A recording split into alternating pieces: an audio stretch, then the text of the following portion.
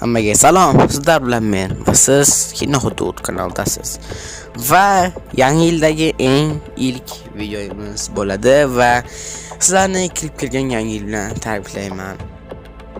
Omad va baxt sizdan buyurmasin va ko'p yutuqlarga erishishingizni tilab qolaman. Va endi biz videoga start beramiz. Biz 2021 yil juda ham ko'p premyeralarni ko'rdik. Farsaj, Morbiusni lekin ko'rmadik, lekin juda ham zo'r filmlarni ko'rdik. Marveldan juda ham ko'p seriallar va ko'p filmlar ko'rdik va bizni bu yil, ya'ni oldingi yil bizni hech zeriktirib qo'ymadi. Bu yil esa undan ham zo'r premyeralar bo'lishi kutilmoqda. Va bugun biz 2022-yilda chiqarilgan eng zo'r film va seriallarni olib chiqdik. Ya'ni tahlil emas, balkim qachon sanasi chiqishi va qachon film va seriallar premyerasi bo'ladigan kunlarni aytib o'tamiz. Oldindan shuni aytib qo'yamanki, seriallar, ya'ni masalan qaysi serial desa bo'ladi. Masalan, bitta serial chiqyapti va u serial chiqishidan oldin 2 oy oldin premyera sanasi aniq bo'ladi, lekin ungacha qaysi sanasi chiqishi aniq emas. Balkim o'sha oyda chiqishi mumkin bo'ladiki, lekin masalan sanasi aniq bo'lmaydi. Ishqilib tushuntira olgan bo'lsam, videoga start berdik. Unda biz boshladik. 2022-yilda bizni ilk yanvar oyida kutib turgan Tinchlikparvar seriali bizni kutib turibdi. DC tomonidan ommaga taqdim etiladigan film qonli sahnalariga va juda ham urush sahnalariga ko'p bo'ladi. Menimcha film detektiv sahnasi bo'lmaydi, lekin fantastika hamda urush janrida bo'ladi. Rejissor esa Jon Sina albatta juda ham zo'r rejissor hamda aktyor. U VVAdan chiqib kelgan eng yaxshi urushlarni birlashtiruvchi. Ishqilib VVAni bilmagan odam bo'lmasa kerak. Ishqilib u bu yanvarni birinchi bo'lib boshlab beradi. Uni Tinchlikparvarni xo'jayinlari uni sirli topshiriqlarga boradi va u yerda u dunyoni qutqaradimi bilmadik. Ishqilib serialda ko'rib olishingiz mumkin. Yanvar oyi tugayapti deganimizda 28-yanvar 2022-yilda bizni Marvel tomonidan Sony kompaniyasi ommaga taqdim etgan Morbius filmini ko'ramiz. Morbius filmida multi-olamni menimcha ko'rmasak kerak, chunki kinoni ko'rganda bilamiz, u yerda biz Michelle Morbiusni vampir bo'lishini ko'ramiz va serialda balkim Venomni ham ko'rishimiz mumkin bo'ladi. Morbius hamda Venom bitta olam hisoblanadi. Endi esa bizni fevralda kutib turgan 11-fevralda kutib turgan Ningdagi o'lim filmini ko'rishimiz mumkin bo'ladi. U yerda detektiv bor, Ningdagi o'limni tagiga yetadi va 2022-yilning 11-fevralda kino chiqishi aniq bo'lib qoldi va treyleri ham chiqib ham bo'lgan. Asosiy rolni Gal Gadot ijro etadi va bu filmdan oldingi filmni ham ko'rgan bo'lishimiz mumkin. Expressdagi qotillik degan filmni ham biz ko'rganmiz. Endi esa 4-o'ringa ham yetib keldik, ya'ni Uncharted. Tom Holland ijrosidagi filmni va Mark Wahlberglar ijro etgan filmni biz 18-fevralda ko'ramiz. Bu filmda Tom Holland Nathan Drake rolini ijro etadi. Mark Wahlberg Victor Salyer rolini ijro etadi. Ishqilib bu kinoda syujet juda ham zo'r va o'yinga atab chiqarilayotgan film hisoblanadi. Va yana bizni endi martga o'tib ketamiz. Martda esa bizni super film, ya'ni DC tomonidan taqdim etilayotgan, ishqilib u yerda ham multi-olam balkim bizga kerak, chunki DC multi-olami. U yerda biz Batman rolida, ya'ni Batman filmini ko'ramiz. Yangi Batman, ya'ni Robert Pattinson tomonidan ijro etiladigan Batman filmi. Lekin yovuz esa aniq emas. Endi esa boshqa premyeralarga, lekin Batman filmi ham zo'r chiqishi kutilmoqda va endi boshqa premyeralarga o'tamiz. Biz albatta Sonic filmini va o'yinlarini ham o'ynab ko'rganmiz va 8-aprelda Sonic 2 filmi bizni kutib turibdi. 2022-yilning 8-aprel filmida, ya'ni kunida Sonic 2 katta ekranlarni ko'radi. Sega tomonidan ishlab chiqarilgan film va o'yin. Sonic 2 filmida yangi qahramonlarni ham ko'ramiz. U yerda Sonic, Knuckles va Tails'lar ijro etgan film hisoblanadi, ya'ni multi qahramonlar. U yerda Tails qo'riqchi bo'ladi. Ishqida bu film juda ham super darajada pul yig'sa kerak deb o'ylayapman va 8-aprel kuni u butun jahonni ko'radi. Albatta siz ham Instagramda Tomish Shelby degan odamni rektor ko'rgansiz va oktyabr oyida emas, balkim aprel va mayning o'rtasida bo'lib o'tuvchi serial, ya'ni O'tkir viqorlar Ostek Kazirki serialining 6-sezoni chiqib qoldi. Ya'ni chiqib qoladi. Albatta bu filmni ham, ya'ni serialning ilk teaser treyleri ham chiqib bo'ldi. Bu odatda serialning faqat bitta treyleri bo'ladi va O'tkir viqorlar serialni juda ham ko'p odamlar, ko'p tomoshabinlar kutib turibdi. U filmda, ya'ni serialda Angliyada yashovchi mafiyalarni jangini ko'rib o'tamiz. Shirab qilib aytganda, buni faqat Ostrikatiki filmini ko'rgan odamlar bu filmni tushunishi mumkin. O'rgimchak odam uyi yo'loq filmdan keyin eng katta proyektli film bu albatta Doctor Strange 2 filmi bo'ladi. Marvel'ni 6-may kuni Doctor Strange filmi ommaga taqdim etiladi. Bu juda ham super film bo'lishi aniq.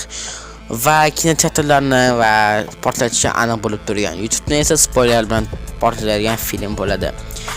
Doctor Strange film juda ham ko'p kameolar kutmoqda va ko'p qahramonlarning bir nechta versiyasi.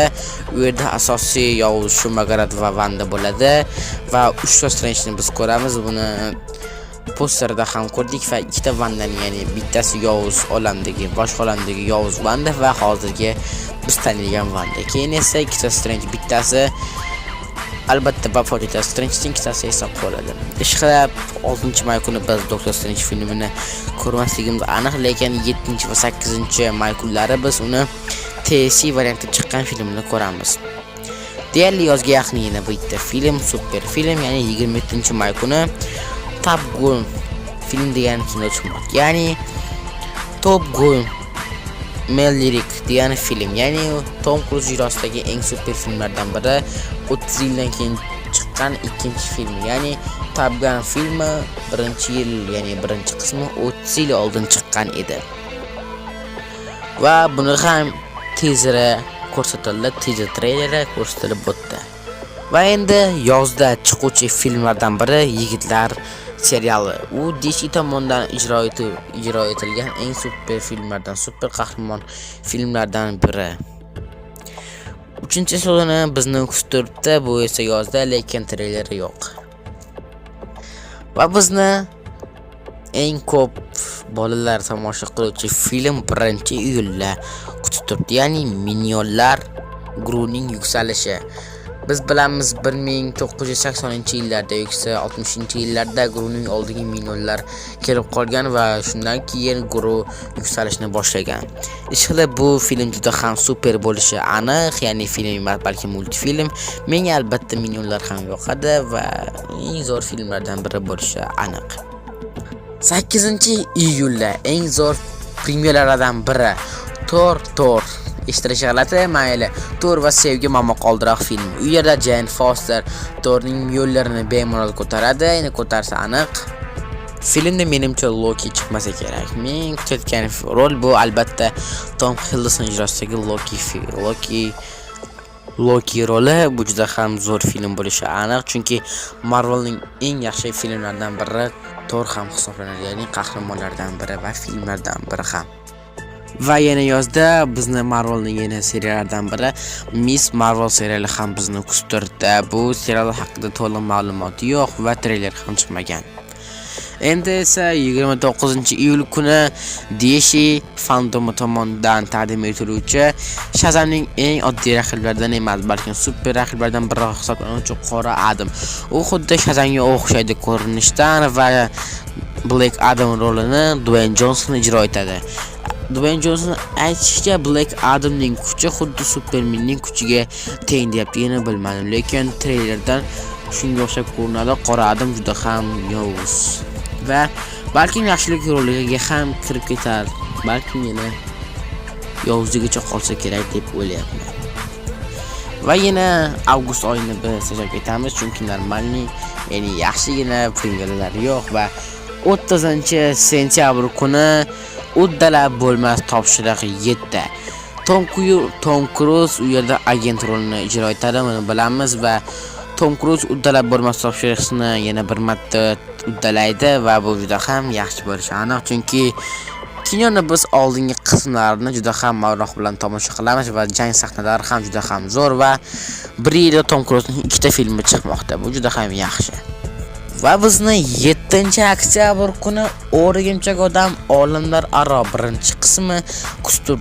Bu Marvel multi fandomi tomonidan taqdim etiluvchi ikkinchi multifilm. Birinchisi esa O'rgimchak odam olimlar aro chiqqan edi va bu gal esa olimlar aro birinchi qism, ya'ni xuddi O'rgimchak odam uydan olsa va O'rgimchak odam uyga yo'l yo'q filmiga o'xshab qolgan. Bu ham birinchi va ikkinchi qismga bo'linadi. Ikkinchi qismda boshqa narsalar bo'lsa, birinchi qismida menimcha uni ham nimadir bo'lsa kerak, balki butun olam Mars Morales kim ekanligini bilib qolsa kerak, yana bilmadim. Ishqilib bu filmni teaser treyleri ham chiqib bo'lingan. Film juda ham yaxshi bo'ladi. Menga yoqqan filmlardan biri shu ham bo'ladi. Ya'ni bu filmni ham men kutaman.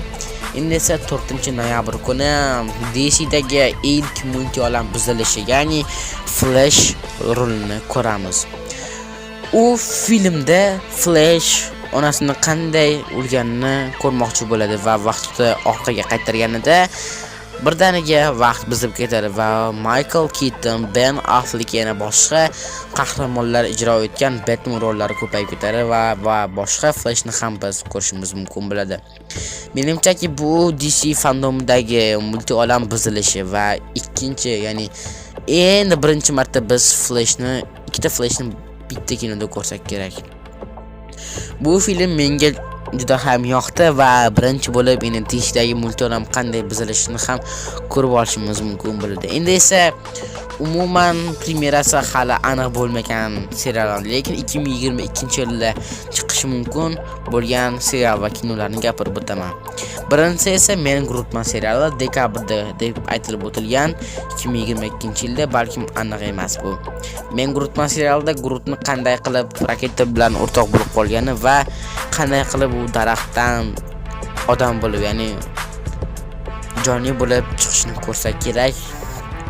Keyin esa Iron 2022-yil chiqishi, lekin aniq sanasi yo'q. U Marvel tomonidan ya'ni Marvel tomonidan chiquvchi serial hisoblanadi va uning teazeri ham ko'rsatilib o'tilgan.